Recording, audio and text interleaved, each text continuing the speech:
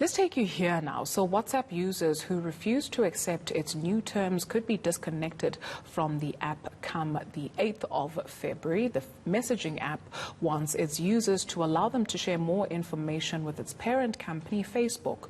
The move has sparked safety concerns among users. For more reaction on this, we speak now to Arthur Goldstock, CEO of Worldwide Works. So many of us do not read terms and conditions, especially when they pop up on our phones. But something made one very uncomfortable with this new one, especially the not the alternative, but the ultimatum to say if you don't sign up by the 8th of February, you've lost WhatsApp. What do you suspect is going on here? Thank you, Gigi. The real issue here is that these kinds of platforms constantly update their terms and conditions and usually just ask you to click acceptance. They've ratcheted the demand a little bit by saying if you don't accept, you will not be allowed to use the platform. But it's fairly normal, so they've made it seem far more serious than it is on the one hand, in terms of that they are forcing you to accept these terms and conditions. That's what always happens when terms and conditions are updated. Google regularly updates terms and conditions and requires you to accept them if you want to carry on using their services. But having said that, there are some nasties lurking in the small print in the new terms and conditions. And amongst those, the kind of information that they are now able to collect from WhatsApp users and share with Facebook advertisers. So this allows Facebook advertisers to target you based on what you've done on WhatsApp. So they are going to deliver ads to you, very fine-tuned ads, based on activity on WhatsApp. And the kind of information, I'll just read to you a very quick list.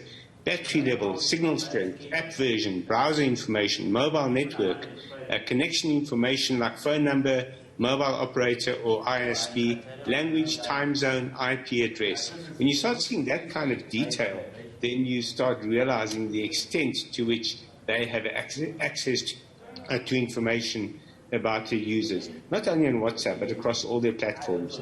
What is insidious about this now is that they have got access to so much of your activity detail that they're able to share with advertisers to help them target you more precisely and also to manipulate you more precisely than has ever been possible before on social media.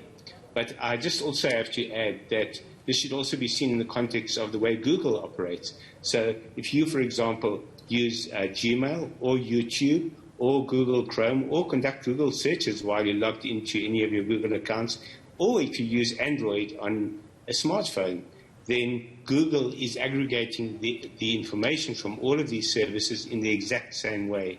So in a way, Facebook is catching up to Google in making their access to your information cross-platform. And both of those actually are quite alarming in terms of the extent to which they are being allowed to do this. Safety is a big issue, the issue of the dark web. I mean, who else could have access to your information and your data? So, generally speaking, that shouldn't be an issue. It's less of a privacy issue than a safety issue. It's really a question of how the user looks after their own devices and their own accounts. So it's unlikely they're going to be hacked via Facebook or via Google. It can happen, but generally speaking, it tends to happen because of the individual's own lack of proper security practices or unsafe practices by clicking on links that they have no idea what's behind them, for example, on social media. So the security issue is not so much of a threat as the privacy issue.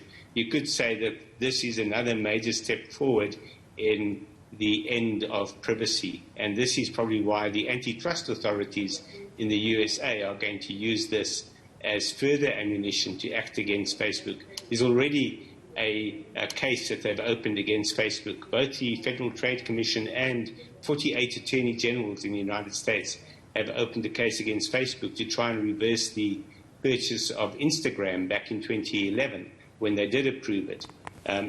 Probably they're going to bring WhatsApp into those same crosshairs, and while that was approved back in 2014, It wasn't at a time when so much information was being shared across platforms, and that is what is probably going to be targeted heavily by antitrust authorities. To your point of Facebook just catching up with what Google is already doing, is there a way of ever running away from this, no matter which app you then say you want to get into? So come the 8th of February and you decide, well, I'm not comfortable with this, I'm not going to sign up with WhatsApp again. Wherever you go, is there a way around this, or inevitably we're just going to have to give our information away? There are ways around it. There are two messaging apps that are becoming very popular, and in fact the WhatsApp announcement has resulted in a massive boost for Telegram and for Signal, and both of those are far more secure than WhatsApp are, and for a long time in fact. But the reality is that the people who really were concerned about this kind of issue had switched to Telegram in particular, and to a lesser extent to Signal over the last few years.